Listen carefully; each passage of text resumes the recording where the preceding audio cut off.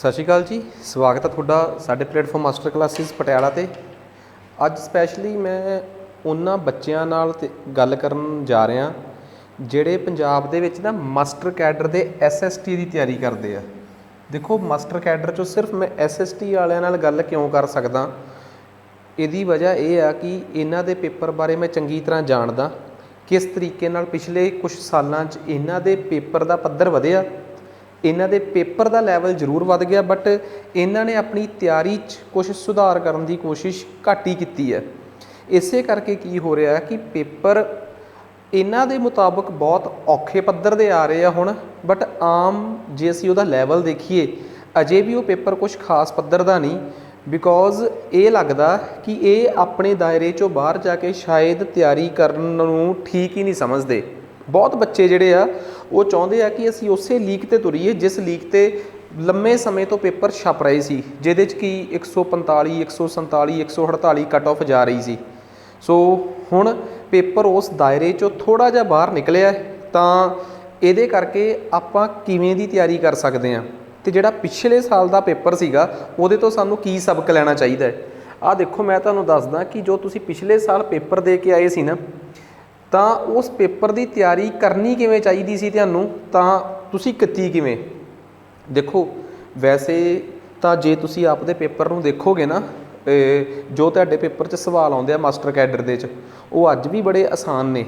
बस फर्क ये आ कि रटे रटाए सवालों तो बाहर जाके थोड़े जे सवाल बने आ ते तुहानूं वो एवें लग रहा कि वो औखा है, कुछ भी औखा नहीं। जिमें उदाहरण के तौर पर उन्होंने कहा कि किहड़ी संधि सी जिन्हें पहले विश्व युद्ध तो बाद बुलगारिया दीयां सरहदां नूं कट दिता। ठीक है कि वो किहड़ी संधि सी जिन्हें बुलगारिया देश दीयां जिहड़ियां सरहदां सी उन्हां नूं छोटा करता। ठीक है, इहदा मतलब तुहानूं पता होना चाहिए है कि पहला विश्व युद्ध की सी। जे तुसीं सिर्फ किसी तो बुलेट पॉइंट ही इंपॉर्टेंट पॉइंट ही लिखोगे तो शायद वो तुहानूं इस बार का पेपर देख के कह दूँ कि आ भी याद कर लो। देखो तुहानूं की पता कि पेपर च अगला की पा सकता है। हुण मैं तुहानूं दसदा कि जदों आपां पहले विश्व युद्ध का खात्मा ही समझीए ना, तो तुसीं ये देखो तुहानूं की सवाल बन सकते हैं कि सब तो वड्डी संधि किहड़ी सी? वर्सले की संधि। वर्सले की संधि करन किहड़े दो अंग्रेज अफसर गए, जर्मन अफसर गए सी? दूजा सवाल। वर्सले किहड़े देश का शहर आ? तीसरा सवाल। वर्सले तो बिना उस लड़ाई तो बाद कितनियां संधियां होईयां सी? 4 होईयां सी। सेंट जरमेन की संधि, त्रियानानन की संधि, न्योली की संधि ते सेवर्स ट्रीटी ऑफ सर्व्स। इन्हां चारां चों किहड़ी संधि किहदे नाल होई सी? आस्ट्रीया हंगरी नूं बेइज्जत किया गया सी सेंट जरमैन की संधि नाल। हंगरी नूं ट्रायोनॉन की संधि नाल समझौता करने लई कहा गया सी। बुलगारिया नूं न्योली की संधि नाल ते टर्की नूं सर्व्स की संधि नाल। इहदा मतलब साडे किन्ने सवाल बन गए? तुसीं सोचिया कि जे तुहानूं पेपर च ये आ गया कि वर्सले किहड़े देश च, जे तुहानूं ये आ गया कि जर्मन के बिहाफ ते संधि किन्ने कीती सी, ते जे सवाल मान लो ये आ गया कि वर्सले की संधि ऑफिशियली अधिकारक तौर पर किहड़े साल च खत्म हुई है, तुसीं हैरान हो जाओगे। क्यों? तुसीं एक लीक तो बाहर जाके सवाल करना ही नहीं चाहते। इस बार वो आम की करते सी, पहले विश्व युद्ध का दूजा नाम की आ, किन्ने किहड़े राजे नूं मारिया, बस 4-5 पैट पॉइंट तुहानूं हुंदे सी। तुसीं कदी भी उस लड़ाई नूं अंदरों एक्सप्लोर नहीं किया। वर्ल्ड वार 1 का लैक्चर मैं यूट्यूब पर ही पढ़ाया होया सीगा, उहदे च जिहड़ा स्क्रीन शॉट लिया ना, आ चीज़ जिहड़ी मैं पढ़ाई हुई है, क्योंकि मैं तो हमेशा पंजाबी ते इंग्लिश च पढ़ाउणा। मैं जिहड़ी स्क्रीन शॉट लिया होया ना, ये बेसिकली अपने उस लैक्चर दे विच्चों ही लिया है। तो असल च कहानी की आ, जदों मैं भी मास्टर कैडर वास्ते अपना कोर्स रिलीज़ किया सी, तो एक चीज़ का शिकार मैनूं भी होना पिया सी कि सर तुहाडा तो बहुत लेंथी आ, सानूं इस लैवल का थोड़ा होना। हिस्टरी च कदे भी कोई चीज़ लेंथी किवें हो सकती है? तुसीं बस ये देखो कि जिहड़ी चीज़ तुहानूं आउणी आ, तुहानूं इस वार दे पेपर च अगलियां ने सारा ही सिलेबस टोता। उन्होंने सिंधु घाटी चों भी सवाल पूछे, बुद्ध चों भी सवाल पूछे आ, बुद्ध के मरण के चक्कर नूं की कहंदे आ, पहली बार जदों उन्होंने तपस्या की उन्होंने की कहंदे आ, बुद्ध ने जिथे ज्ञान हासिल किया उस चीज़ नूं की कहंदे आ, उस प्रक्रिया नूं की कहंदे आ, बुद्ध के जन्म की प्रक्रिया नूं की कहा जाता है। अगले तुहानूं पुछ रहे आ। बुद्ध धर्म च 4 परिषदां होईयां, 4 कौंसलां होईयां कनिष्क तक। अगलियां ने चौथी पहली कौंसल परिषद कित्थे हुई ये पूछ लिया, चौथी परिषद च किहड़ा राजा नहीं पूछया, किस लीडर की अगवाई च होई, किस आगू की अगवाई च होई, ये पुछ लिया। इट मीनस कि हुण तुसीं उस गहराई वाले सवालों तो बच नहीं सकते।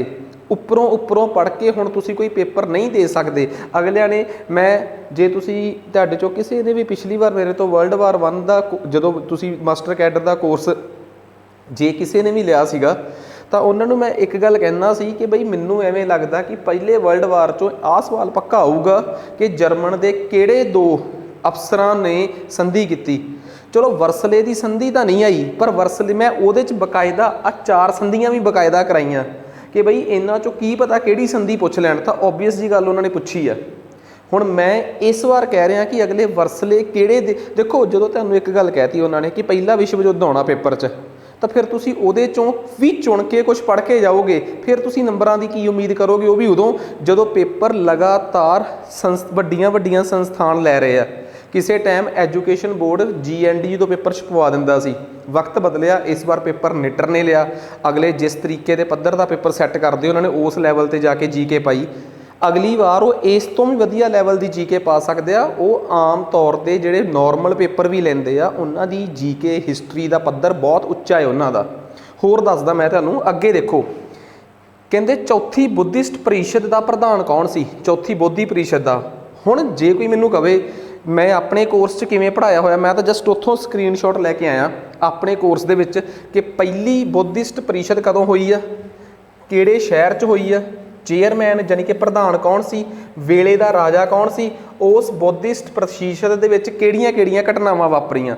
दूजी वैशाली च हुई आ, काला सोका ने करवाई आ।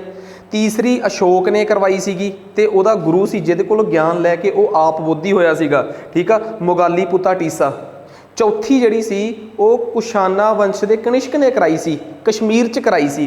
ते जिहड़ी चौथी सीगी कनिष्क ने ते वासुमित्रा, उस टाइम च अश्वघोषा ते वासुमित्रा 2 उस टाइम राजे सी। पेपर च अगली बार पता की कहणगे कि पहली बार हीनयाना ते महायाना 2 बुद्ध धर्म के जिहड़े वो ने पंथ ने, इन्हां दे विच दा जिहड़ा वो सीगा कह लो कि वंड किस बौद्धी परिषद च हुई, तो वह भी चौथी च हुई है। इट मीनस गल समझो एक गल कि तुसीं एक सवाल इस बार पेपर च आ गया, किसी ने अपने नोट्स के वो सवाल पा के तुहानूं कहता लो जी आ नोट्स पूरे आ, तुसीं उहदे नोट्स पढ़ते हो की कर रहे हैं। बहुती जगह ते की हुंदा, जिहड़ा बंदा तुहानूं डिटेल च पढ़ाउण तो बचना चाहुंदा है किसी भी कारण करके, जां मेहनत नहीं करना चाहुंदा ते जां कह लो कि ज्ञान की कमी करके, वो की करदे आ अपना जिहड़ा इस बार का पेपर देखणगे, ਉਹਦੇ ਜਿਹੜੇ सवाल ਹੋਣਗੇ ਉਹਨਾਂ ਨੂੰ ਥਿਊਰੀ 'ਚ ਤਬਦੀਲ ਕਰ ਲੈਣਗੇ ਤੇ ਆਪਣੇ ਨੋਟਸ 'ਚ ਥੱਲੇ ਐਡ ਕਰ ਲੈਣਗੇ।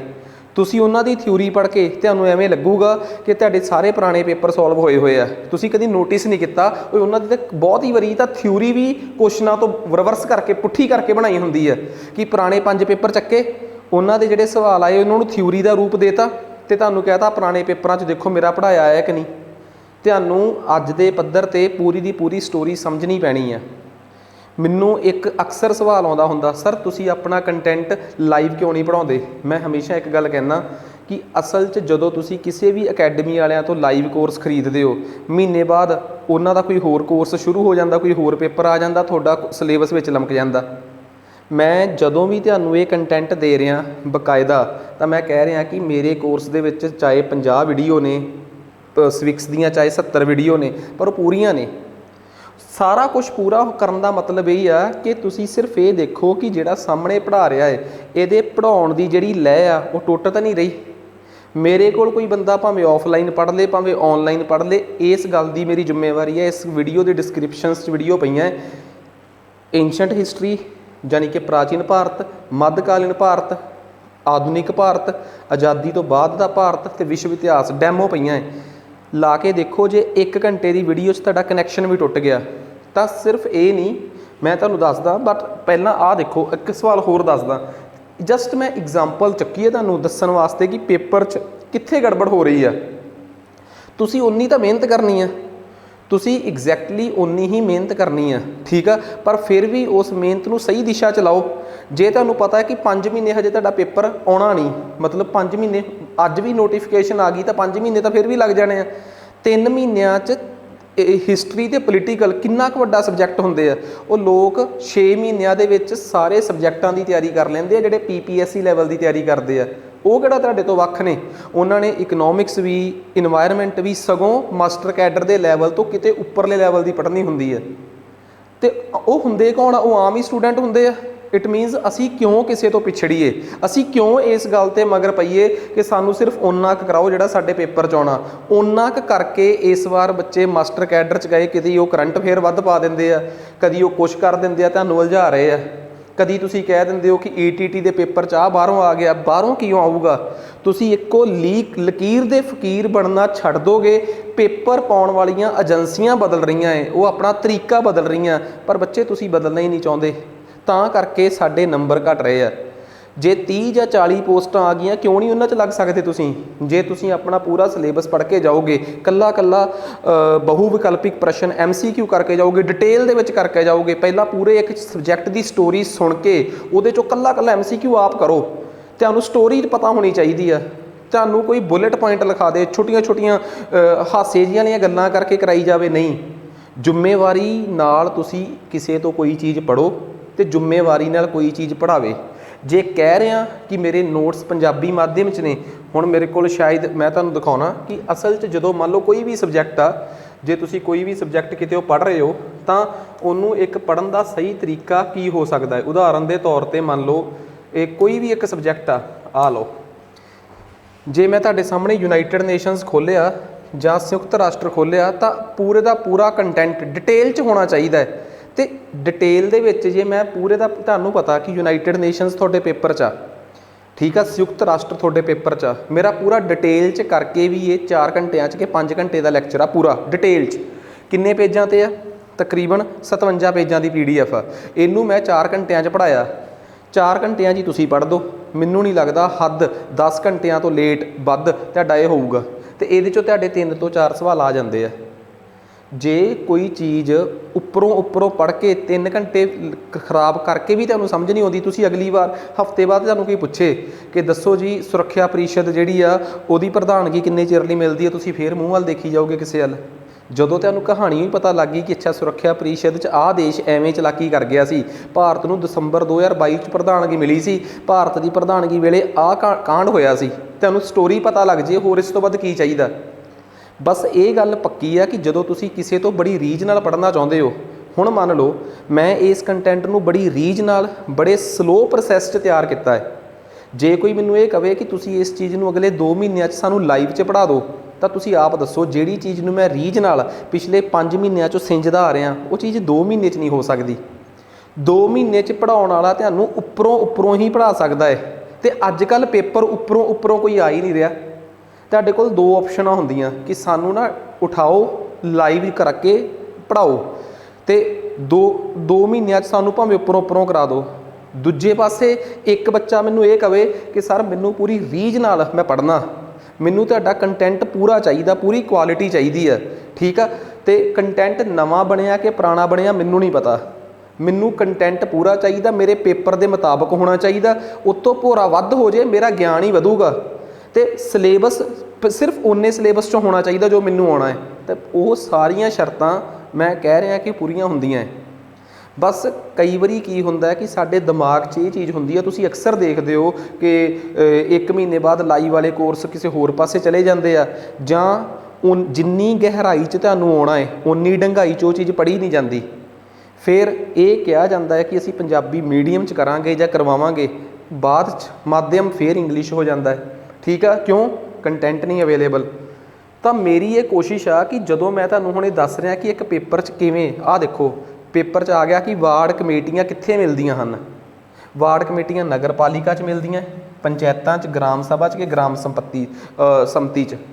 ਤੁਸੀਂ ਐਰਕੀ ਰੱਟਾ ਮਾਰ ਲੋਗੇ, ਪਰ ਜੇ ਤੁਸੀਂ ਮੇਰਾ ਮਿਊਨਸੀਪੈਲਿਟੀ ਦਾ ਲੈਕਚਰ ਲਾਇਆ ਹੋਵੇ ਨਗਰ ਪਾਲਿਕਾਵਾਂ ਦਾ, ਜਿਹੜਾ ਕਿ ਮੈਂ ਅੱਜ ਤੋਂ 5 ਕੇ 6 ਮਹੀਨੇ ਪਹਿਲਾਂ ਰਿਕਾਰਡ ਕੀਤਾ, ਉਹਦੇ 'ਚ ਮੈਂ ਬਕਾਇਦਾ ਪੜ੍ਹਾਇਆ ਕਿ ਨਗਰ ਪਾਲਿਕਾਵਾਂ ਦੀ 243 ਅਨੁਛੇਦ ਦੇ ਵਿੱਚ ਪਰਿਭਾਸ਼ਾ ਹੈ, 243 ਕਿਊ ਦੇ ਵਿੱਚ ਉਹਨਾਂ ਦਾ ਨਿਰਮਾਣ ਆ, 243 ਦੇ ਵਿੱਚ ਉਹਨਾਂ ਦੀ ਰਚਨਾ ਹੈ, 243 ਦੇ ਵਿੱਚ ਜਿਹੜੀਆਂ ਵਾਰਡ ਕਮੇਟੀਆਂ ਨਗਰ ਪਾਲਿਕਾਵਾਂ 'ਚ ਹੁੰਦੀਆਂ ਉਹਨਾਂ ਦਾ ਜ਼ਿਕਰ ਆ।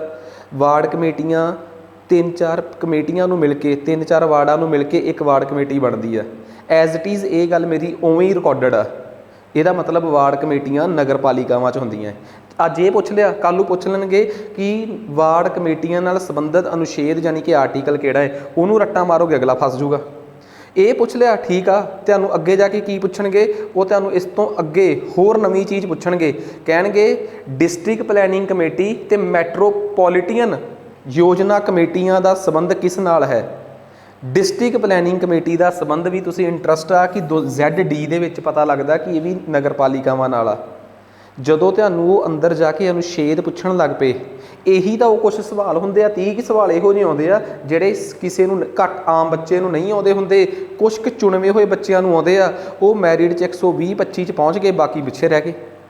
ਸੋ ਚੰਗੀ ਸਮਝ ਇਹੀ ਕਹਿੰਦੀ ਆ ਕਿ ਵੱਧ ਤੋਂ ਵੱਧ ਤੁਸੀਂ ਇਸ ਪੇਪਰ ਨੂੰ ਜਿੰਨਾ ਤਿਆਰ ਕਰਕੇ ਜਾ ਸਕਦੇ ਹੋ ਤਾਂ ਜਾਓ। ਹੁਣ ਆਹ ਦੇਖੋ, ਉਦਾਹਰਨ ਦੇ ਤੌਰ ਤੇ ਆਹ ਸਾਡੇ ਸਾਰੇ MCQs ਆ, ਕੋਈ ਵੀ ਆ। ਜਦੋਂ ਤੁਸੀਂ ਸਾਡੇ ਕੋਲ ਇੱਕ ਸਬਜੈਕਟ ਕਰ ਲਿਆ ਤੇ ਉਸ ਸਬਜੈਕਟ ਨਾਲ ਸੰਬੰਧਿਤ ਚਾਹੇ ਤੁਸੀਂ ਵਰਲਡ ਹਿਸਟਰੀ ਦੇ MCQs ਪੜ੍ਹਨੇ ਹੋਣ, ਇਹ MCQs ਤੁਹਾਨੂੰ ਬਕਾਇਦਾ ਕੋਰਸ ਦੇ ਵਿੱਚ ਹੀ ਪ੍ਰੋਵਾਈਡ ਕਰਾਏ ਜਾਣਗੇ। ਇਹਦੇ ਲਈ ਕੋਈ ਅੱਡ ਫੀਸ ਨਹੀਂ, ਕੋਰਸ ਦੇ ਵਿੱਚ ਹੀ ਸਾਡੇ MCQs ਨੇ। ਵਰਲਡ ਵਾਰ 1 ਚੋਂ ਜਿੰਨੇ ਸਵਾਲ ਬਣ ਸਕਦੇ ਆ ਮੇਰੇ ਕੋਲੋਂ, ਜੋ ਕੋਸ਼ਿਸ਼ ਕੀਤੀ ਮੈਂ, ਜੋ ਮੈਨੂੰ ਨੇੜੇ ਤੇੜਿਓਂ ਆਲੇ ਦੁਆਲੇ ਦੇ ਪੇਪਰਾਂ 'ਚ ਸਵਾਲ ਲੱਗੇ, ਵਰਲਡ ਵਾਰ 2 ਚੋਂ ਜੋ ਮੈਨੂੰ ਸਵਾਲ ਮਿਲੇ, ਹਰ ਇੱਕ ਸਵਾਲ ਕਵਰ ਕਰਨ ਦੀ ਕੋਸ਼ਿਸ਼ ਕੀਤੀ ਹੈ। ਚਾਹੇ ਉਹ ਵਰਲਡ ਹਿਸਟਰੀ ਦੇ ਸਵਾਲ ਹੋਣ, ਚਾਹੇ ਉਹ ਏਂਸ਼ੀਐਂਟ ਦੇ ਹੋਣ, ਚਾਹੇ ਮੀਡੀਵਲ ਦੇ ਹੋਣ, ਚਾਹੇ ਮਾਡਰਨ ਦੇ ਹੋਣ। ਸੋ ਸਭ ਤੋਂ ਮੇਨ ਚੀਜ਼ ਹੋ ਜਾਂਦੀ ਹੈ ਕਿ ਅਸੀਂ ਇਹਨਾਂ ਚੀਜ਼ਾਂ ਨੂੰ ਕਿਵੇਂ ਤਿਆਰ ਕਰਨਾ ਹੈ। ਹੁਣ ਮਾਡਰਨ ਆ ਤਾਂ ਜੋ ਵੀ ਸਵਾਲ ਮਾਡਰਨ 'ਚੋਂ ਬਣ ਸਕਦੇ ਆ, ਠੀਕ ਆ, ਕਿ ਹਰ ਇੱਕ ਸਵਾਲ ਬਰਦੌਲੀ ਸੱਤਿਆਗ੍ਰਹਿ ਨੂੰ ਕਿੰਨੇ ਲੀਡ ਕੀਤਾ ਸੀਗਾ, ਕੋਈ ਵੀ ਸਵਾਲ ਆ। ਸੋ ਇਹ ਚੀਜ਼ਾਂ ਹਮੇਸ਼ਾ ਮੈਟਰ ਕਰਦੀਆਂ ਕਿ ਸਾਨੂੰ ਪੇਪਰ ਜਿਹੜਾ ਹੈ ਉਹ ਕਿਸ ਤਰੀਕੇ ਨਾਲ ਪੇਪਰ ਸਾਨੂੰ ਛਪ ਕੇ ਆ ਸਕਦਾ ਹੈ। ਸੋ ਇਸ ਚੀਜ਼ ਦਾ ਖਾਸ ਧਿਆਨ ਸਾਨੂੰ ਦੇਖੋ। ਇੱਕ ਗੱਲ ਬੜੀ ਕਲੀਅਰ ਆ, ਜਦੋਂ ਵੀ ਅਸੀਂ ਪੇਪਰ ਦੀ ਤਿਆਰੀ ਕਰ ਰਹੇ ਹਾਂ ਨਾ, ਤਾਂ ਇੱਕ ਗੱਲ ਸਾਫ਼ ਆਪਾਂ ਨੂੰ ਸਮਝ ਆ ਜਾਣੀ ਚਾਹੀਦੀ ਆ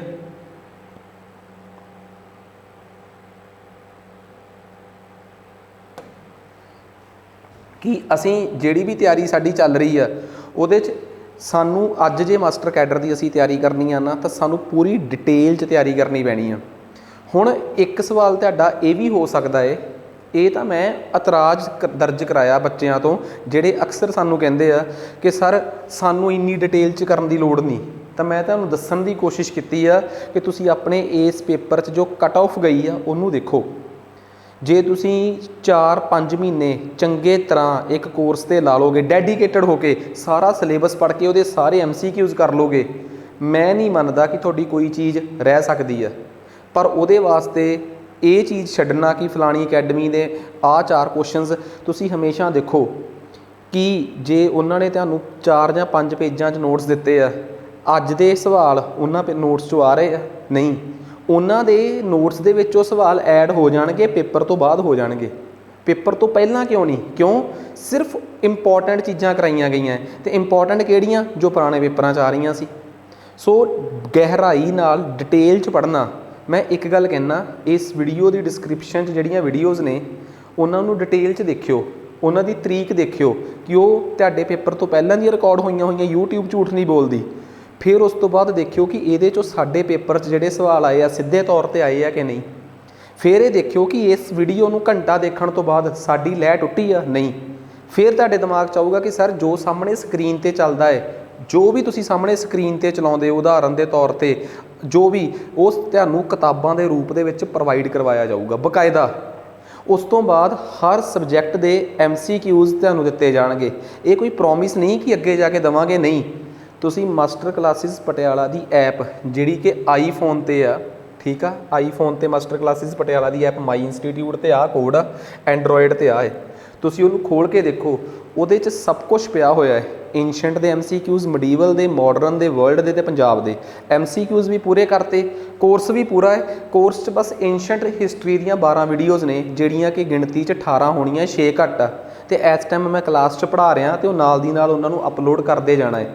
ਮਈ ਦੇ ਐਂਡ ਤੱਕ ਉਹ ਅਪਲੋਡ ਹੋ ਜਾਣੀ ਹੈ, ਜਾਣੀ ਕਿ ਉਹ ਚੱਲ ਰਹੀ ਹੈ ਕਲਾਸ 'ਚ। ਏਂਸ਼ੀਐਂਟ ਹਿਸਟਰੀ ਮੀਡੀਵਲ ਕੰਪਲੀਟ ਆ, ਮਾਡਰਨ ਕੰਪਲੀਟ ਆ, ਆਜ਼ਾਦੀ ਤੋਂ ਬਾਅਦ ਦਾ ਭਾਰਤ ਕੰਪਲੀਟ ਆ, ਪੰਜਾਬ ਦੀ ਹਿਸਟਰੀ ਪੂਰੀ ਕੰਪਲੀਟ ਆ, ਜੋ ਤੁਹਾਡੇ ਸਿਲੇਬਸ 'ਚ ਆਉਣੀ ਆ ਹਰ ਇੱਕ ਚੀਜ਼। ਅਤੇ ਈਵਨ ਕਿ ਜੋ ਸਕਰੀਨ 'ਤੇ ਚੱਲ ਰਿਹਾ, ਆਹ ਕਿਤਾਬਾਂ ਸਾਡੇ ਕੋਲ ਬਣੀਆਂ ਪਈਆਂ ਨੇ ਬਕਾਇਦਾ, ਆਹ ਸਾਰੀਆਂ ਕਿਤਾਬਾਂ। ਬਸ ਇੱਕੋ ਚੀਜ਼ ਆ ਕਿ ਸਰ ਸਿਲੇਬਸ ਤੋਂ ਬਾਹਰ ਇੰਨੀ ਡਿਟੇਲ 'ਚ ਅਸੀਂ ਕਿਹੜਾ IAS ਬਣਨਾ। ਜਦੋਂ ਤੁਸੀਂ ਇਹ ਗੱਲ ਕਰਦੇ ਹੋ ਨਾ ਕਿ ਅਸੀਂ ਕਿਹੜਾ IAS PCS ਕਰਨਾ ਹੈ, ਤਾਂ ਤੁਸੀਂ ਆਪਣੇ ਆਪ ਨੂੰ ਇੱਕ ਕਦਮ ਪਿੱਛੇ ਲੈ ਜਾਂਦੇ ਹੋ। ਕੌਣ ਤੁਹਾਡੀ ਜਗ੍ਹਾ 'ਤੇ ਨੌਕਰੀਆਂ ਲੈ ਗਿਆ, ਜਿਹੜੇ ਇਹ ਸੋਚ ਕੇ ਜਿਨ੍ਹਾਂ ਨੇ ਤਿਆਰੀ ਨਹੀਂ ਕੀਤੀ ਕਿ ਅਸੀਂ ਕਿਹੜਾ IAS PCS ਬਣਨਾ। ਤੁਹਾਡੇ 'ਚੋਂ ਬਹੁਤ ਬੱਚੇ ਇਹੋ ਜਿਹੇ ਆ ਜਿਨ੍ਹਾਂ ਨੇ B.Ed ਕੀਤੀ ਹੋਈ ਆ ਅਤੇ ਉਹ ਆਮ ਕੰਪੀਟੀਸ਼ਨ ਦੇ ਪੇਪਰਾਂ ਦੀ, ਨੋਰਮਲ ਪੇਪਰਾਂ ਦੀ ਤਿਆਰੀ ਕਰ ਰਿਹਾ, ਕੋਈ PPSC ਦੀ ਤਿਆਰੀ ਕਰ ਰਿਹਾ, ਉੱਧਰ ਉਹਦਾ ਮਾਸਟਰ ਕੈਡਰ SST ਆ ਗਿਆ, ਉਹ ਦੇ ਕੇ ਲੱਗ ਗਿਆ। ਤੁਸੀਂ ਬਕਾਇਦਾ SST ਦੀ ਤਿਆਰੀ ਕਰ ਰਹੇ ਹੋ, ਪਰ ਤੁਸੀਂ ਲੱਗ ਨਹੀਂ ਪਾ ਰਹੇ ਕਿਉਂਕਿ ਤੁਸੀਂ ਸਿਰਫ ਇੱਕ ਸੀਮਿਤ ਦਾਇਰੇ 'ਚ ਰਹਿ ਕੇ ਪੜ੍ਹਨਾ ਚਾਹੁੰਦੇ ਹੋ। ਤੁਸੀਂ ਇਹ ਦੇਖੋ, ਇਸ ਵੀਡੀਓ ਦੇ ਡਿਸਕ੍ਰਿਪਸ਼ਨ ਦੇ ਵਿੱਚ ਹਰ ਸਬਜੈਕਟ ਦੀਆਂ ਕੰਟੈਂਟ ਤਸੱਲੀ ਨਾਲ ਕਰਾਇਆ ਗਿਆ ਹੈ। ਦੇਖੋ, ਜੇ ਪੂਰੇ ਤਰੀਕੇ ਨਾਲ ਸੈਟੀਸਫਾਈਡ ਹੋਵੋਗੇ, ਤੁਹਾਨੂੰ ਦੱਸਤਾ ਕਿ ਕੋਰਸ ਆਪਣੇ ਆਪ ਦੇ ਵਿੱਚ ਪੂਰਾ ਰਿਕਾਰਡ ਕਰਕੇ ਪਾਇਆ ਗਿਆ ਹੈ। ਗੱਲ ਨੰਬਰ 1, ਜੇ ਤੁਸੀਂ ਕੋਰਸ ਜਿਹੜਾ ਹੈ ਉਹ ਐਪ ਦੇ ਉੱਪਰ ਪਿਆ ਹੋਇਆ ਹੈ, ਉਸ ਤੋਂ ਬਾਅਦ ਐਡੀਸ਼ਨਲੀ ਤੁਸੀਂ ਕਿਤਾਬਾਂ ਮੰਗਵਾਉਣੀਆਂ ਚਾਹੁੰਦੇ ਹੋ ਤਾਂ ਤੁਹਾਡੇ ਘਰ ਤੱਕ ਕਿਤਾਬਾਂ ਪਹੁੰਚਾ ਦਿੱਤੀਆਂ ਜਾਣਗੀਆਂ।